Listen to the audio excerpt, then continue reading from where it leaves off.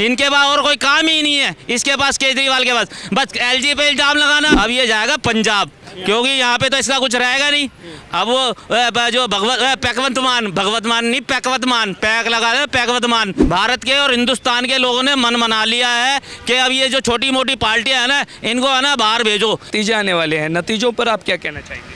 देखो, ये जब आया था ना, ईमानदारी का बहुत बड़ा झोला लेके आया था, और जब ये जीत गया तो ये सब पे है ना इल्ज़ाम लगाने लग गया। काम को तो ये भूल गया, और अब भी ये इल्ज़ाम लगा रहा है कि 15 करोड़ में खरीदे जा रहे हैं, बेचे जा रहे हैं। भाई तेरे पास बड़ी खबरें आती हैं, बाकी सारे जो है ना मीडिया वाले और जो इतने बड़े बड़े दल हैं, कांग्रेस वाले और सब और भी पार्टी वाले हैं, उनके पास खबरें नहीं आ रही। सारी खबरें, सारे सूत्र इसी के पास है भाई।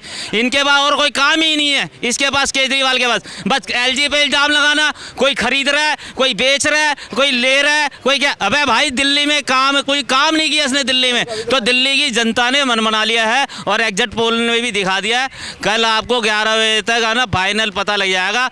ये जो है ना, अब ये जाएगा पंजाब, क्योंकि यहाँ पे तो इसका कुछ रहेगा नहीं। अब वो जो भगवत मान नहीं, पैक लगा दे पैकवतमान। अब वो बेचारा सोच रहा होगा कि भाई अब केजरीवाल हार जाएगा तो मेरी बारी आ जाएगी।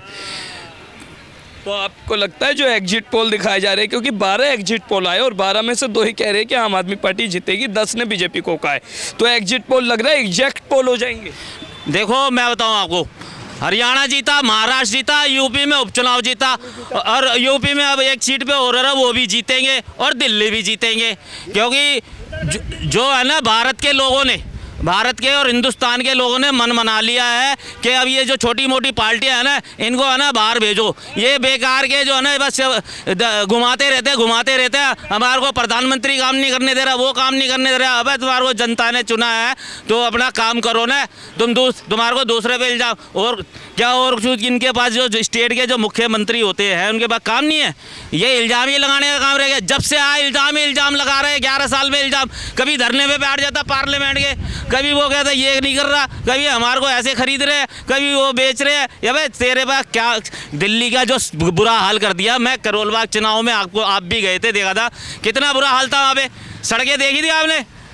हैं, गटर भरे हुए हैं। आज ये गटर भरा हुआ है पूरी दिल्ली। जो ये यहाँ पे आगे लोग है ना एनटीएमसी में क्या पता लगता है कि दिल्ली अच्छी लगी है। ये एनटीएमसी एरिया जो है ना तो किसी को लोकसभा का काम है, ना दिल्ली सरकार का, ना उसका एनसीडी का। ये एनटीएमसी अलग है। तो ये एरिया जो है ना साफ रहता है, तो जो यहाँ पे लोग आते हैं तो उनको ऐसा लगता है कि दिल्ली बहुत बढ़िया है। मगर आउटर में जाओगे ना तो दिल्ली का बुरा हाल। जो ये एक विधानसभा छोड़ के ये भी एरिया जो है ना केजरीवाल के उसमें आता है, क्योंकि आधा पैसा तो उसको लगाना ही नहीं पड़ता यहाँ पे। और पहली बात तो वो आया ही नहीं 11 साल में अपनी विधानसभा के अंदर, पूरे 11 साल में अपनी विधानसभा में नहीं आया। तो आप कह रहे हैं इस बार बदलाव होने जा रहा है? बदलाव 100% बदलाव होगा। इस दिल्ली की जनता ने मन बना लिया कि इसको उखाड़ के फेंक दिया। अब ये कल 11 बजे तक फाइनल हो जाएगा, इसको फेंकेंगे। ये पंजाब जाएगा, पंजाब 100%। वो पैकवतमान की आफत आ रही है कि मैं मुख्यमंत्री रहूँगा कि नहीं रहूँगा। आप देख रहे हैं सौगंध टीवी, सौगंध वतन की।